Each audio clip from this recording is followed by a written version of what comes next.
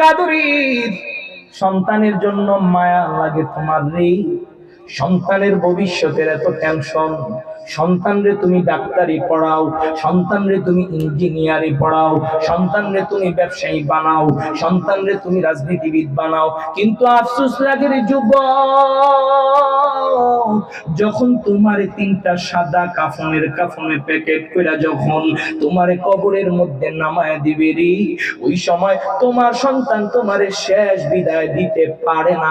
এরকম অযোগ্য সন্তান আছে না না? আরে যুবক, ঢাকা শহরে বিভিন্ন বৃদ্ধাশ্রমে ঘুরি, বিভিন্ন সময় যাই খোঁজ খবর নেওয়ার জন্য বৃদ্ধাশ্রমে কোন শ্রেণীর লোকেরা বেশি থাকি। আল্লাহর কসম করে বলি মিথ্যা কথা হবে না, বৃদ্ধাশ্রমে যদি 100 বৃদ্ধা আর বৃদ্ধ থাকে, তার মধ্যে 90 জন বৃদ্ধা আর বৃদ্ধের সন্তানেরা উচ্চ শিক্ষিত। জোরে বলেন ঠিক কিনা? এর যুবক, কেন এরকম হলো? সন্তান আমেরিকায় থাকে রে, মারে আমেরিকায় নিয়ে যাইতে চায়, কিন্তু মা কয় আমি বাংলাদেশের মহিলা, আমি বাংলাদেশেই থাকবো, আমেরিকা আমার ভালো লাগে না, ঘরের সামনে আমি ক্ষেত খামারি কইরা একটু তাজা তাজা শাক খামু। কিও ঠিক কিনা? কিন্তু সন্তান কয় মা তুমি আমেরিকায় আসরি। সন্তানের কথায় মা সাড়া দেন না। যখন মার সেবার প্রয়োজন হয়, মা যখন বলে ও বাবা তোরে কষ্ট কইরা 10 মাস 10 দিন লালন পালন কইরা রি, পেটের মধ্যে একটা পাথরের মতো বোঝা নিয়া দুনিয়ার সব কাজ করছি আর তোরেও পেটের মধ্যে রাখছি রি, যখন তুই এই দুনিয়ার জমিনে আসছস মনে হইছে আমার জানটা মনে হয় এই মুহূর্তেই চলে যাবে। এত কষ্ট সহ্য করার পর বাবা তোকে দুনিয়াতে আনছি রে, আয় বাবা তোর চেহারাটা একটু দেখতে মনে চায়। সন্তান মারে জবাব দেয়, চিন্তা করে দেখেন কত বড় নাফরমান। মাগো আমি তো 3 লক্ষ টাকা বেতনের চাকরি করি, মাগো যদি 1 মাস ছুটি কাটানোর জন্য বাংলাদেশে আসি, মা আমার এই চাকরিটা চলে যাবে। আরে যুবক,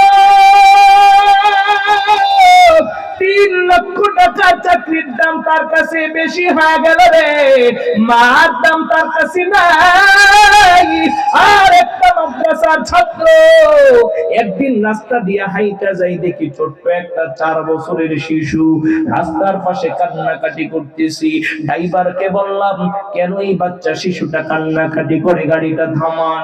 আমি যখন নেমে গেলাম তখন বুঝতে পারলাম এটা একটা কবরস্থান। বাচ্চাটার মাথার মধ্যে হাত বুলায় দিলাম। তখনও পর্যন্ত আমি জানি না এই সন্তানের বাবা দুনিয়াতে নাই। আমি মনে করেছি তার দাদা দাদু অথবা নানা নানি দুনিয়া থেকে বিদায় হয়ে গেছি। ছোট্ট শিশুটাকে বুকে জড়ায় নিয়ে বললাম কেন তুমি কান্না করো, তোমার দাদা দাদি নানা নানির মধ্য থেকে কে মারা গেছে রে? এই যুবক ওই 4 বছরের শিশু সন্তানটা চোখের পানি ছেড়ে দিয়া কান্দি আর আমার দাদা দাদি নানা নানি সবাই আপন জায়গায় আছে, সবাই যার যার বাড়িতে আছে রে, কিন্তু আমার বাবা আজ থেকে 2 দিন আগে বিদায় নিয়ে দুনিয়া থেকে বিদায় নিয়ে কবরে ঘুমায় গেছি। আমি ডাক দিয়া বললাম ও বাবা আসো তোমারে মজা কিনে দিমু, চলো দোকানে চলো, তোমার কি কিনতে মনে চায় তোমারে কিনে দিব।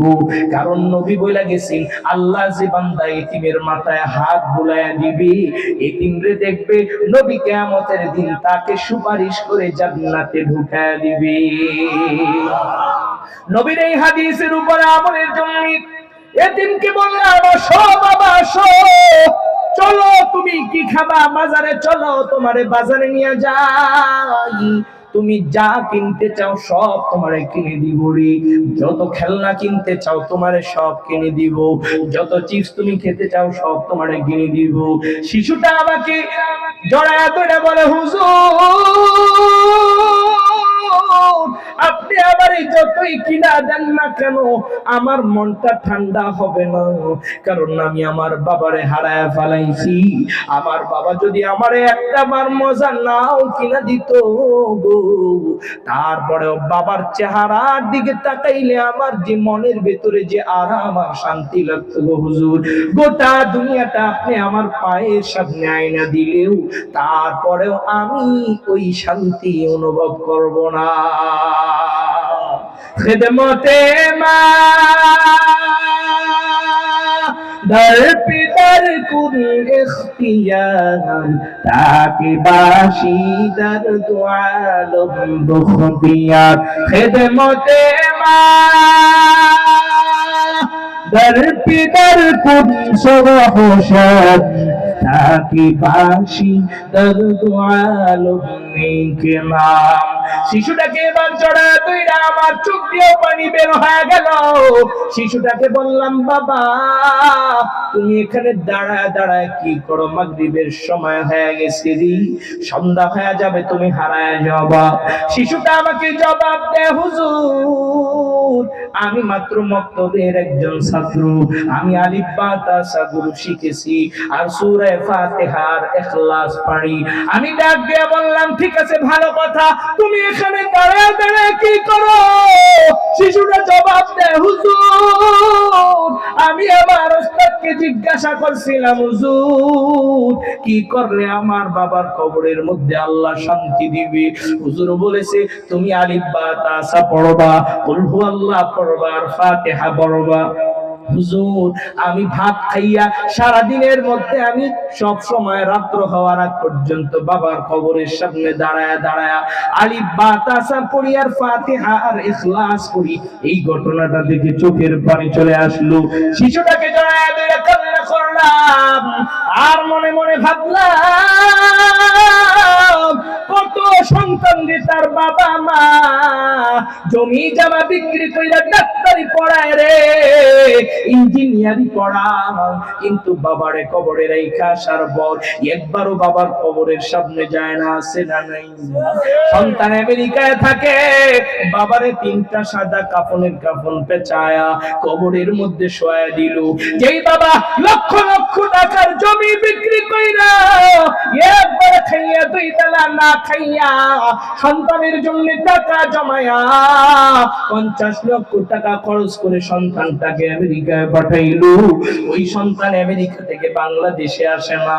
এর কারণ হলো তার চাকরিটা ছুটে যাবে, অথবা বিমান ভাড়া বেশি, 2-3 লাখ টাকা বিমান ভাড়া খরচ হয়ে যাবে, বাবার কবরটাও জিয়ারতের সময় পায় না। এটাই হচ্ছে মাদ্রাসা আর স্কুল শিক্ষার পার্থক্য। মাদ্রাসায় যখন কোন ছাত্র আর ছাত্রী ভর্তি হয়ে যায়, তাকে সূরা বানী ইসরাঈল 15 নাম্বার পারা 3 নাম্বার পৃষ্ঠার আয়াতটা শোনায় দেওয়া হয়, এই সন্তানেরা শুনো, তোমার বাবার সঙ্গে তুমি দমক দিয়া কোনোদিনও কথা বলবা না। হুজুররা শুধু নসিহত করে না, কোরআনের আয়াত শোনায় দেয়, ওয়ালা তাকুল্লাহুমা উফ ওয়ালা তানহারহুমা ওয়া কুল্লাহুমা কাওলান কারীমা। 4 বছর 5 বছরের ছোট ছোট শিশুদেরকে ওস্তাদরা সুন্দর করে আদর করে বুঝায় দেয়, ও সন্তান তোমার বাবা মা তোমারে অনেক কষ্ট করে লালন পালন করে, বাসায় যাওয়ার পর বাবা মার চোখের উপর চোখ রাঙায়া কোনোদিন কথা বলবা না, বাবা মারে কোনোদিন ধমক দিবা না যুবক। মাদ্রাসায় শিক্ষা দেওয়া হয়। অতএব যারা অভিভাবক আছেন, সন্তানদের যদি মাদ্রাসায় না পড়ান, আপনি সন্তানদের বড় ডাক্তার বানাইতে পারেন, বড় ইঞ্জিনিয়ার বানাইতে পারেন, মনে রাখবেন এই সন্তান দুনিয়াদার হইয়া আপনার কথা ভুলে যাবে। জোরে বলেন ঠিক কিনা?